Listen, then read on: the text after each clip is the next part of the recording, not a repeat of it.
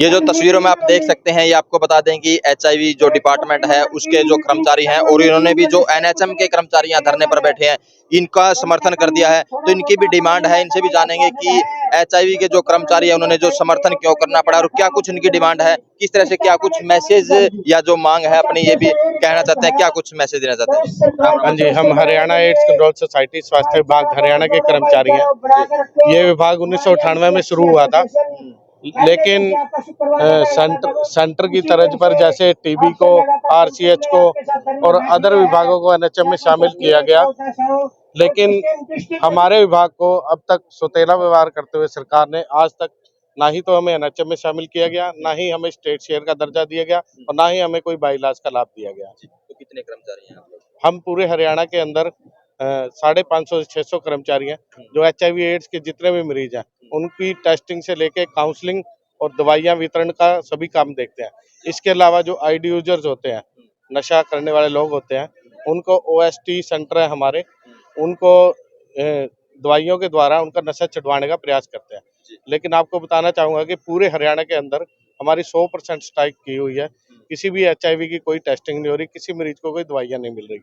लेकिन सरकार को भी हमारी तरफ देखना चाहिए कि हमें 25-25 साल, 26-26 साल हो गए हैं, लेकिन आज तक हमें एनएचएम का दर्जा ना ही तो दिया गया है और ना ही हमें कोई स्टेट शेयर दिया गया है और ना ही हमारी कोई जॉब सिक्योरिटी के बारे में कोई सरकार ने सोचा है। अब जैसे आप यहाँ धरने पर बैठे हो तो ऊपर किसी अधिकारी से बात हुई है, किसी सरकार के नुमाइंदे से?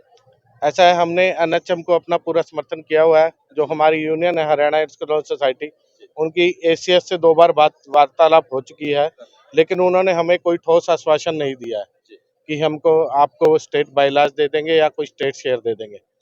सिर्फ हमें झूठे आश्वासन ही मिलते आए हैं। हमारी फाइल भेजते हैं वो स्टेट शेयर के लिए, एनएचएम में मर्ज करने के लिए, लेकिन उन फाइलों तक ही रख दिया जाता है। वो फाइल एसीएस से घूम के वापस ऑब्जेक्शन लग के दोबारा वापस आ जाती है हमारे हरियाणा एड्स कंट्रोल सोसाइटी में। तो फाइल का गेम हो रहा है, फाइल इधर चली जाती है, उधर चली जाती है, लेकिन हमें कोई लाभ नहीं दिया जा रहा। आप बताइए क्या नाम है? सर नमस्कार, मेरा नाम सोनिया है। मैं यहाँ सिविल हॉस्पिटल में आईसीटीसी काउंसलर हूँ। पिछले 13 सालों से मैं यहाँ पे एचआईवी पॉजिटिव मरीजों पे काम कर रही हूँ। हमारे यहाँ पे रोजाना 60 से 70 एएनसी जो गर्भवती महिलाएं हैं वो आती हैं। उनमें से महीने में 5 या 7 नई जो एएनसी हैं पॉजिटिव डिटेक्ट हो जाती हैं।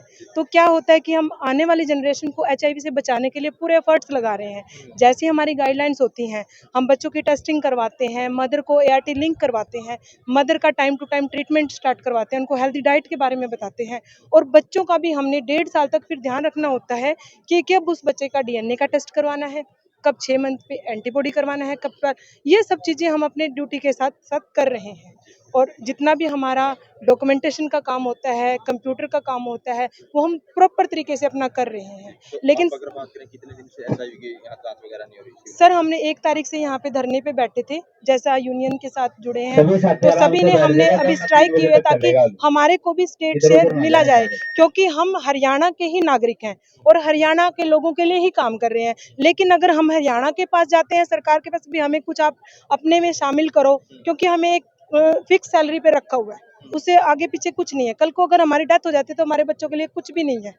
तो नील है बिल्कुल। अब जैसे एनएचएम के कर्मचारियों को आपने समर्थन कर दिया है, हाँ जी सर। आपका अलग सिस्टम है, निकाला गया, मतलब इनकी मांगे मान ली, आपकी नहीं मांगी, फिर क्या करोगे आप? हम सर हमारी सरकार से यही डिमांड है कि हम भी हरियाणा के लोग हैं, हमें भी एनएचएम के जो बाय लॉज हैं, स्टेट शेयर हैं, वो हमें भी दिए जाएं, क्योंकि हम भी हरियाणा के लोगों की सेवा में ही जुड़े हुए हैं। और आज से नहीं, बहुत पहले से एचआईवी पॉजिटिव अगर मरीज का कहीं भी जब तक एचआईवी का टेस्ट नहीं होता, कोई भी डॉक्टर सिजेरियन नहीं करता, कोई डिलीवरी नहीं होती। अगर पॉजिटिव का पता ही नहीं होगा तो आगे बच्चे को हम कैसे ट्रीटमेंट करेंगे। तो एचआईवी एक ऐसा सेंसिटिव विषय है। मुझे रिक्वेस्ट है मेरी सरकार से कि उसको संज्ञान में ये विषय लेना चाहिए कि एचआईवी आने वाली जनरेशन में कितना ज़्यादा फैल रहा है। तो हम लोग हैं, इतनी अवेयरनेस हम कैंप लगाते हैं सर, नशेड़ियों के बीच में जा के सर वहाँ पे हम टेस्टिंग करते हैं। हम ड्यूटी को हमारी अपनी पर्सनालिटी से भी बियॉन्ड रख के हम नशेड़ियों के बीच में जा के सर उन टेस्टिंग कैंप्स लगाते हैं, अवेयरनेस कैंप्स लगाते हैं। फीमेल सेक्स वर्कर हैं सर, कोई आम महिला या कोई आम का नागरिक नहीं जाता है उन लोगों के बीच में, लेकिन हम लोग जाते हैं क्योंकि वो भी हमारे समाज का ही हिस्सा है और उनको हमने वहाँ पे फैसिलिटी करवानी है, उनके HIV टेस्ट करवानी है। यदि वो HIV पॉजिटिव निकल भी जाती हैं तो हमने उनको ट्रीटमेंट पे लगाना है ताकि आने वाली जनरेशन्स में ये ना फैले। अवेयरनेस के लिए सर हमारे टाइम टू टाइम प्रोग्राम्स हम करते रहते हैं।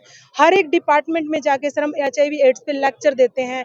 अगर वहाँ पे टेस्टिंग की ज़रूरत होती है या कोई ऐसा हाई रिस्क ग्रुप हमें लगता है चुनौतीपूर्ण काम है सर, हाँ जी, क्योंकि HIV मरीज़ है तो उसको TB तो होएगी, ये श्योर है सर अगर वो ट्रीटमेंट पे या नहीं अगर जाएगी। बात करें जैसे सिविल हॉस्पिटल में आप बैठे हो तो कितने मरीजों की डेली कराते हो, फिर कितने की सर डेली हमारे पास 100 से 150 के मरीज तो टेस्टिंग होती है, उसमें से सर महीने में हमारे 30 या 35 नए HIV पॉजिटिव मरीज डिटेक्ट हो जाते हैं।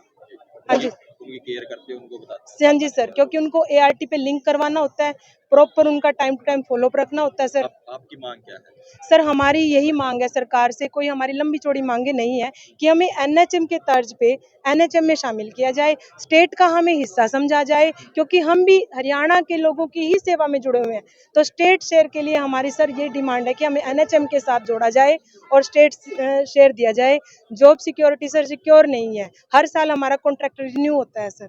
इस चीज़ में ये हमें ये बना रहता है कि कहीं भी हमारा टारगेट अगर कंप्लीट नहीं होता है या हमारी कोई कुछ भी हमारी देखो हम इंसान हैं, गलती का पुतला है, तो कोई भी गलती तो हमें ये डर बना रहता है कि कहीं आज हमारी नौकरियाँ कल रहेगी या नहीं रहेगी।